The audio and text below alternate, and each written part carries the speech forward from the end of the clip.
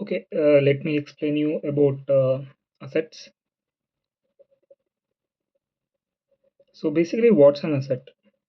So asset is something that which is of high value for an organization, and it can be of different form. It can be considered as a data, or it can also be some kind of service. But either of these has to be of very high value for that organization. So this entire thing can be thought of as an asset that which belongs to an organization. And let's assume that only after manufacturing or not even in designing phase after manufacturing, let's say after a couple of months, there is some kind of hidden flaw, hidden or we can also call it as latent flaw.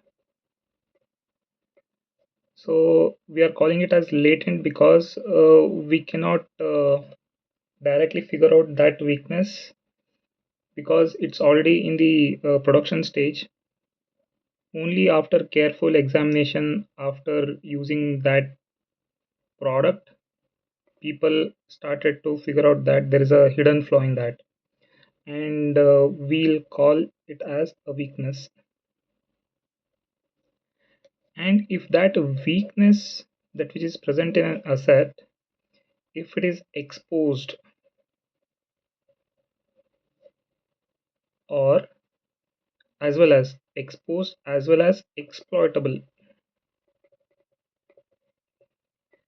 only then we can call it as a vulnerability.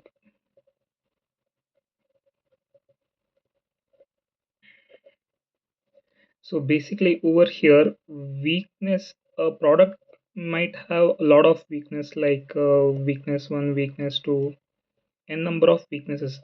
But only if that weakness is exposed for an external agent as well as it is exploitable, only then we can call it as vulnerability. So this entire thing constitutes an asset. And because this asset is having some vulnerability, there might be chances of threat. So what is threat? Threat can be thought of as an attack or some kind of event which makes use of or I can put it as wields and exploit. So here exploit can be thought of as a tool or a method. So basically threat can be thought of as an attack or an event that which makes use of or wields and exploit that which is a tool or a method in order to make exploit this vulnerability in order to exploit this vulnerability.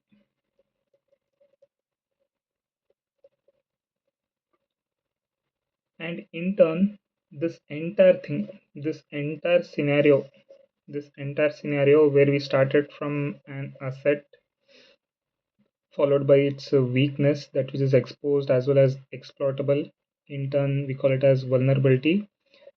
And there is a threat that which is trying to attack using an exploit that can be a tool or a method on this asset. This entire thing leads to something called as risk. So what is the risk? Risk is likelihood into impact. So this entire scenario here is resulting in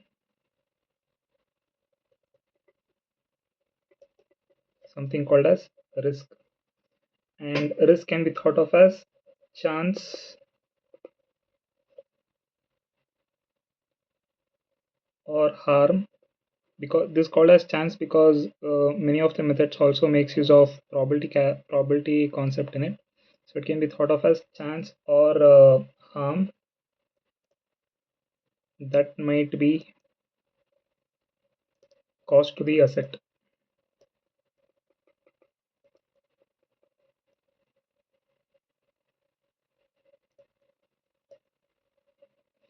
So we started with an asset. We got to know that in an organization we can figure out assets only if it's having of very high value. It can be in the form of some kind of data or some kind of a service. And if that asset is associated with a latent hit, that which is hidden, that which cannot be directly be found, only after the release of the product, let's say they are able to figure it out, so we can call it as a weakness. We A product can be associated with lot of weaknesses, but only if it is exposed as well as exploitable, only then it gets converted to vulnerability. And there may be a chance of threat that which exploits that vulnerability. And for this threat, in order to exploit this vulnerability, it needs some kind of tools. A thief cannot directly break into a safe locker. He needs some kind of tools in order to open that locker. So here exploit can be thought of as a tool or a method that which can be used or wielded in order to exploit that vulnerability. This entire scenario then leads to something called as the risk, that which is likelihood or probability. So thereby chance is used. Likelihood into impact. Impact can be thought of as the end result that which can happen. So risk is chance or harm that might be caused to an asset.